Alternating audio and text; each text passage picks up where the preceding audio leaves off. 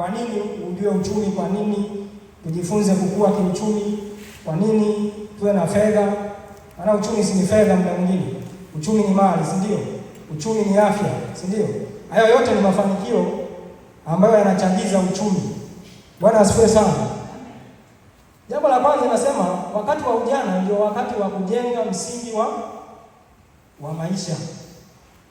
Yaani sisi tufanikiwe, lazima tufanikiwe. Yaani tunajifunza kufanikiwa kiuchumi kwa sababu wakati wa ujana ndio msingi, ndio wakati wa kujenga msingi wa maisha. Huwezi ukasubiri useme kwamba at the age of 60 unastaafu ndio ufanikiwe. Huwezi ukasubiri kinua mgongo hata kama ni mwajiriwa kwamba ndio useme nimefanikiwa. Lazima ujue kwa nini natakiwa nifanikiwe nikiwa kijana. Bwana asifiwe sana. Kijana ni mwenye nguvu za kiroho na za kimwili. Hapasi kuwa nini? Hapasi kuwa mnyonge. Mungu anatupa nguvu za kupata nini? Utajiri. Kwa nguvu anazokupa kwa sababu tumeandikiwa sisi vijana kwamba nimewaandikia nyinyi vijana kwa sababu mna nguvu.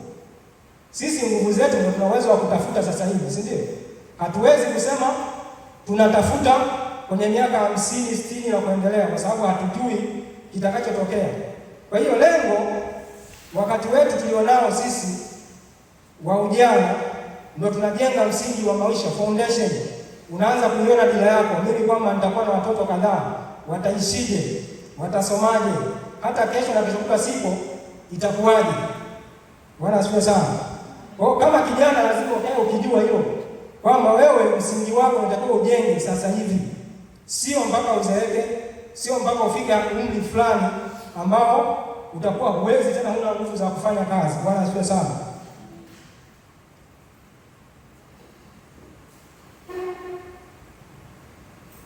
Lakini pia kuondoa masononeko juu ya imani ya Kristo. Yaani sisi tunajifunza uchumi ili tujue kwa nini tufanikiwe kiuchumi. Kuondoa masononeko juu ya Kristo, kumsononesha Kristo. Leo hii ukiwa Mkristo uchumi wako ni wa chini, manake tayari hata kwenye masuala ya ibada inakuwa ni changamoto. Wakiitisha vijana lazima utakuwa kimbia tu. Si ndio? Kwa sababu gani? Uchumi wetu uko chini, uchumi wetu hauridhishi. Kwa hiyo lazima tuondoe masononeko kwa kumiliki nini? Uchumi na kumheshimisha Kristo. Yaani Yesu alijitoa kwa ajili yetu, si ndio? Alijinyenyekeza kwa ajili yetu, si ndio? Ili sisi tuwe matajiri. Kwa hiyo unapomiliki fedha, manake tunaondoa ile kumsononesha nani? Kristo. Kristo yeye alijitoa kuwa maskini ili sisi angalau tuwe matajiri. Bwana asifiwe sana. Manake Kristo alijitoa kwa ajili yetu. Kama Kristo alijitoa kwa ajili yetu, sasa sisi kama tukiendelea kuwa maskini, manake tunajitoa tena kwa ajili ya nani? Wakati alisema yote yamekwisha. Bwana asifiwe sana. Kwa hiyo lazima ujue kijana kwamba najifunza uchumi ili niondoe masononeko ambayo Kristo alipitia. Kwa kupigwa kwake msalabani sisi tukapona, sisi tukakombolewa. Tunatangaza uzima, tunatangaza afya. Hiyo yote ni uchumi. Yaani kuwa na afya tayari tunakuhesabu wewe ni uchumi kwa sababu una nguvu, unaweza kufanya kazi. Bwana asifiwe sana. Lakini pia kumtumikia Mungu vizuri na kuwafikia ulimwengu mzima katika injili ya Kristo. Kijana ukiwa na uchumi imara, maana utatoa sadaka, utawezesha injili ya Kristo ifanye nini? Isonge mbele, si ndio? Ukisema tu kwamba mimi sina fedha, maana injili hatutaifikia. Wakati ni agizo ambalo tumepewa kwamba enendeni ulimwenguni mote mkawafanye mataifa kuwa wanafunzi, si ndio? Sasa kama hatuna fedha, injili tunaitumaje? Kwa hiyo lazima vijana tuwe na uchumi.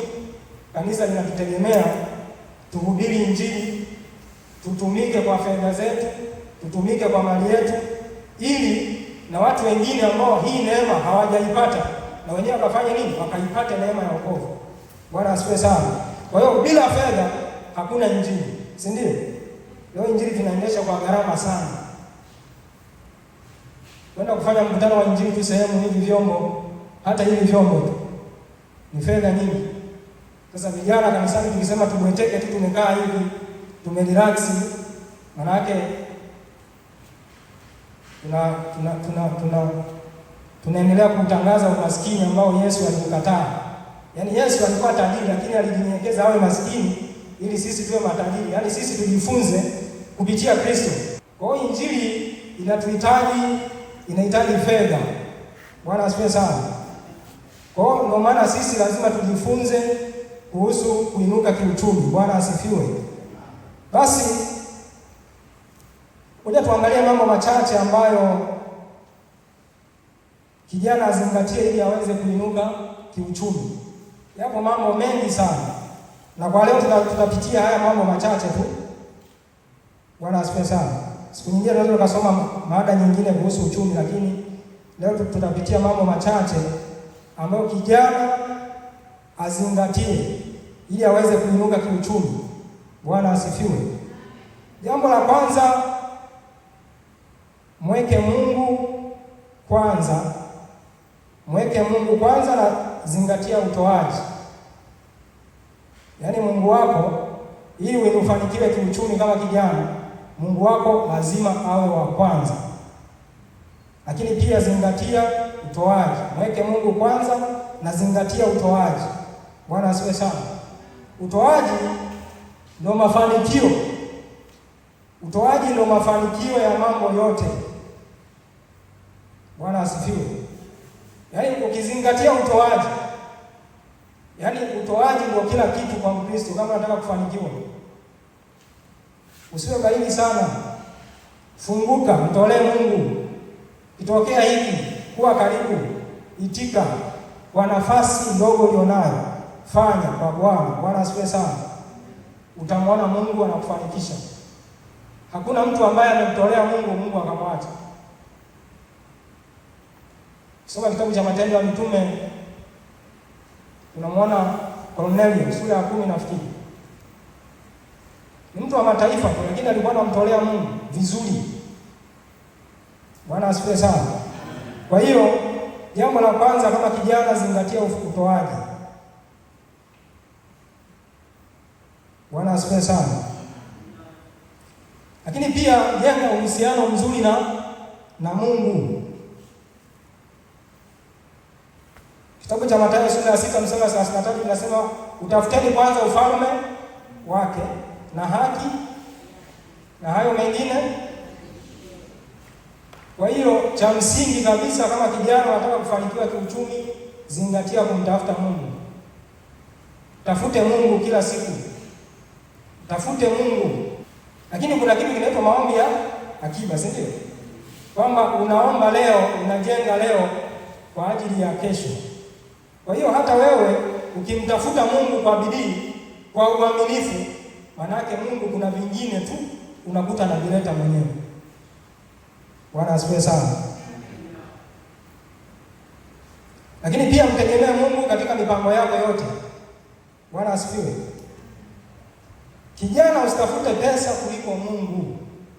Yaani sasa wewe ukisema sasa tunatafuta mali, tunatafuta fedha, tumesema uchumi, basi wewe inabidi yaani unaacha hata ibada za katikati ya wiki, unaacha ibada za Jumapili. Tukikuuliza vipi huko kwenye fedha, unatafuta fedha. Usitafute fedha kuliko Mungu. Tafuta Mungu kwanza. Hayo mengine Mungu anajua namna tutaishi nini, tutakulaje. Bwana asifiwe sana.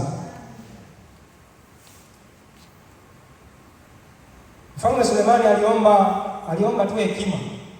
Yeye aliamua kumtafuta Mungu tu. Lakini Mungu akampa na nini? Na utajiri. Bwana asifiwe. Kwa hiyo mafanikio ya kweli kwa Mkristo, kwa kijana aliyeokoka, yanaanza kwa kumtanguliza Mungu. Yaani kama umeokoka, mtangulize Mungu, utafanikiwa. Huwezi ukasema kijana unakuja kanisani umeokoka, au ukasema kwamba ngoja mimi nichomoke kwanza nikatafute maisha sehemu bila kumtanguliza Mungu, hauwezi. Mafanikio ya kweli yanaanza na kumtanguliza Mungu kuwa wa kwanza. Lakini pia maamuzi ya fedha yafanywe kwa maombi na hekima. Ndio kuna mtu akipata fedha tu analipuka fulani, yani mwili sio kama unakuwa unawasha hivi. Yaani alipata hela kidogo tu unamuona hali atulii, unamwona kabisa huyo ana hela. Lakini mtu wa Mungu ukipata fedha unapiga magoti kwanza na kumshukuru Mungu. Bwana asifiwe sana. Unasema Mungu asante hata kwa hiki ulichonipa. Baada ya hapo Mungu atakupa sasa njia bora zaidi ya kufanya. Amina. Usikimbilie pesa bila kumshukuru Mungu. Yaani mshukuru Mungu kwanza. Na umshirikishe Mungu. Bwana asifiwe sana. Yusufu alikuwa ni mtumwa, si ndio? Lakini Yusufu baadaye akaja kuwa mtu mkubwa kwenye taifa la ugeni, waziri mkuu, waziri wa fedha. Kwa sababu gani? Alimtanguliza Mungu katika mapito yake. Bwana asifiwe sana. Kusoma Mwanzo sura ya 39 na 41 zote zinaelezea habari hiyo. Lakini jambo lingine pia, mtolee Mungu kwa moyo. Unajua kuna watu wanatoa tu kama wanalazimishwa. Kitokea mchango, yani anatoa lakini moyoni kuna kitu. Jifunze kumtolea Mungu kwa moyo wa kupenda. Kama kijana, jifunze kumtolea Mungu kwa moyo wa kupenda. Bwana asifiwe sana. Toa kwa moyo. Usiwe kama unalazimishwa. Ukimtolea Mungu kwa moyo wa kupenda, maana yake anajua huyu mwanangu ananipenda, utayaona mafanikio kwa Mungu. Bwana asifiwe sana. Mimi kwenye hili mara nyingi, unajua sisi tuliooa, sijajua wenzangu, kuna wakati mwingine unakutana na changamoto ndani. Yaani ukiwa na moyo fulani wa kutoa, yani mwenzako anakuwa anaangalia, huyu anatoa hivi, tunaenda kula nini? Yaani ndio mwingine mimi mwaka natoa kwa imani. Yaani mimi kuna kitu ambacho yani kwenye utoaji nimejifunza. Yaani kuna wakati mwingine naweza nikatoa sadaka fulani, sio kwamba nina fedha, ila kwa sababu nimeambiwa kwamba toa sadaka, natoa. Alafu sitegemei kupata chochote, unakuta ni katikati ya mwezi, lakini Mungu kasema utafanyaje? Unatoa kwa moyo wa kupenda. Lakini hata kwenye michango, sio tu sadaka. Kitokea michango, kwa nafasi yako mtolee Mungu. Bwana asifiwe sana. Ukiwa na desturi ya kumtolea Mungu kwa moyo wa kupenda, Mungu anabariki njia zako. Bwana asifiwe sana. Malaki 3:10 inasema leteni zaka kamili ghalani, sio? Ili kuwemo chakula. Bwana asifiwe sana. Na mkanijaribu muone kama sitawafungulia milango ya baraka. Kwa hiyo kupitia utoaji, hiki ndio kitu cha kwanza kabisa kama kijana lazima ukijue. Hakuna mafanikio ambayo utayapata kama utajiweka mbali na utoaji.